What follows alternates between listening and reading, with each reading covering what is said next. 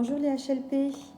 Alors aujourd'hui on va faire la correction du texte de Montaigne, le texte 3, un devoir d'humanité.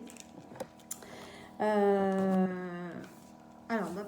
déjà je vais vous relire le texte pour que vous l'ayez en tête, parce que ça fait un petit moment déjà que vous m'avez envoyé votre travail. Mais quand je rencontre parmi les opinions les plus modérées les discours qui essaient à montrer l'étroite ressemblance de nous aux animaux, et combien ils partagent nos plus grands privilèges, et avec combien de vraisemblance on nous les associe, certes, j'en rabats beaucoup de notre présomption, et me démets volontiers de cette royauté imaginaire qu'on nous donne sur les autres créatures. Quand tous ces points communs feraient défaut, toutefois, y a-t-il un certain respect qui nous attache, et un général devoir d'humanité, non aux bêtes seulement qui ont vie et sentiment, mais aux arbres mêmes et aux plantes. Nous devons la justice aux hommes et la grâce et la bienveillance aux autres créatures qui peuvent la recevoir. Il y a quelque commerce entre elles et nous, et quelque obligation mutuelle. Je ne crains point à dire la tendresse de ma nature, si puérile, que je ne puis pas bien refuser à mon chien la fête qu'il m'offre hors de saison ou qu'il me demande. Les Turcs ont des aumônes et des hôpitaux pour les bêtes. Les Romains avaient un service public de la nourriture des oies, par la vigilance desquels leur capitole avait été sauvé. Les Athéniens ordonnèrent que les mules et mulets qui avaient servi au bâtiment du temple appelé Hécatompédon fussent libres et qu'on les laissât paître partout sans empêchement.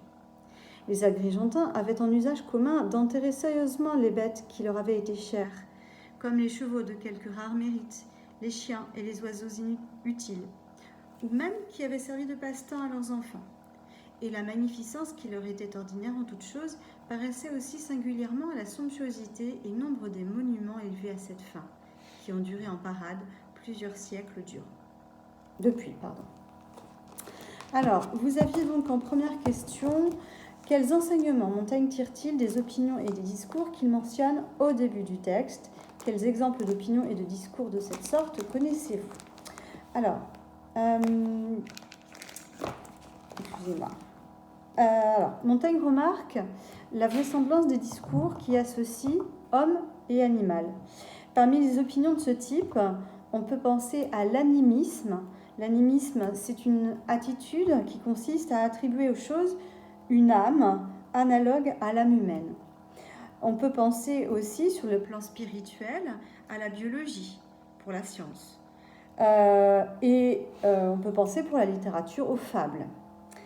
Dans la deuxième question, on vous demande quelle conception du rapport entre l'homme et les animaux, ses opinions et ses discours remettent-ils en question?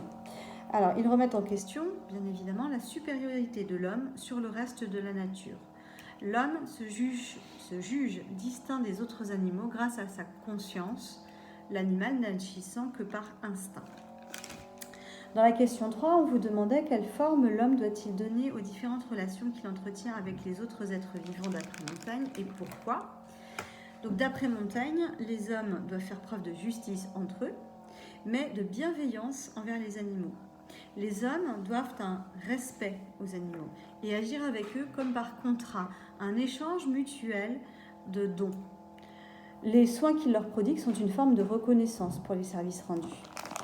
Et puis la quatrième question, quelle est la fonction des exemples de la fin du texte, 12 à 22. Eh bien, ces exemples prouvent l'universalité dans le temps et dans l'espace de la relation entre les âmes et les animaux. Ils servent d'illustration et de modèle pour les soins que les hommes doivent aux animaux. Alors, on pourrait aussi très rapidement traiter la question vers le bac, analyser les conceptions de Montaigne sur les relations homme-animal et sur l'homme lui-même, d'après cet extrait, montrer aussi que la forme ouverte et libre de l'essai permet une pensée en mouvement. Donc, quelques éléments de réponse pour cette question de réflexion. Déjà, la première remarque, c'est que Montaigne utilise la première personne pour donner ses opinions. Si vous avez travaillé sur des cannibales et des coches en littérature, en français, dans le cadre de votre programme de AF, vous savez que ce jeu permet à Montaigne de faire part de son individualité, à partir de laquelle il va chercher l'universel. La part de subjectivité de ses idées est assumée. Les mouvements du texte donnent également l'impression d'une réflexion présente qui semble s'établir et se développer face au lecteur au fur et à mesure. En plus d'une proximité entre homme et animal, les deux partageant plaisir et sentiment selon lui, Montaigne présente l'esprit humain comme mouvant, dont la réflexion est liée à la culture, aux lectures et à l'expérience. Donc, bien penser finalement à ce qu'on avait dit aussi au sujet des Indiens d'Amérique, qu'il ne faut pas réfléchir sous forme d'ethnocentrisme, mais s'ouvrir finalement davantage au monde. Donc voilà ce que je vous avais demandé de faire pour lundi. Alors, ce que je vais vous demander de faire pour lundi prochain, je suis désolée, c'est vrai que je vous prends un petit peu au dépourvu. Néanmoins, le texte sur lequel vous allez travailler est court. Il s'agit du texte numéro 4 qui s'intitule « La voix de la raison » de Malebranche. Vous allez faire d'abord les questions de littérature, donc questions 1, 2, 3, 4.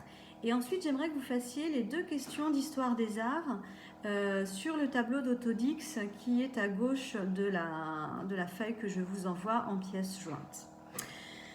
Voilà. Ensuite, il nous restera 2 séances.